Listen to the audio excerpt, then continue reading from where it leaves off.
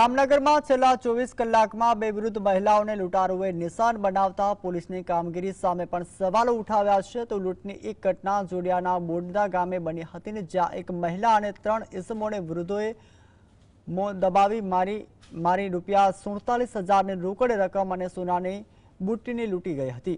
જ્યારે બીજી ઘટના જામનગર શહેરના લાલપુર બાયપાસ નજીક આવેલી એક સોસાયટીમાં ઘટી હતી, જ્યાં બે શખ્સોએ હથિયાર સાથે ઘરમાં ઘૂસી પાર્કિંગમાં આવેલા રૂમમાં સૂઈ રહેલી વૃદ્ધાને માર મારી રૂપિયા 50,000ના દાગીના લૂંટી ફરાર થયા હતા।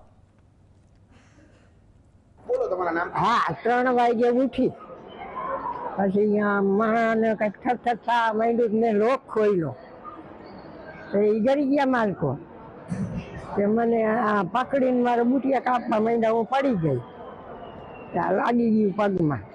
તમને માર્યા ઈ લોકોએ? માર્યા નથી પણ મને પકડીને આ તોડે ને કાન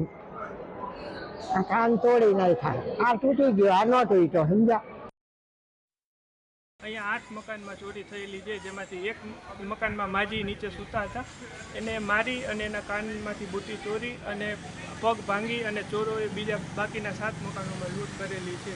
રણજીત સાગર રોડ, જામનગર, જે જસોદાનગર સોસાયટી। અંદાજી કેટલા ચોર હતા અને કેમાં આવ્યા હતા, કઈ જાણવા મળેલ છે? એક 4 વ્હીલ હતી, એમાં એક ભાઈ હતા અને એક હોન્ડા હતી, એમાં એક ભાઈ હતા। બંને પાસે હથિયારમાં 2 ગન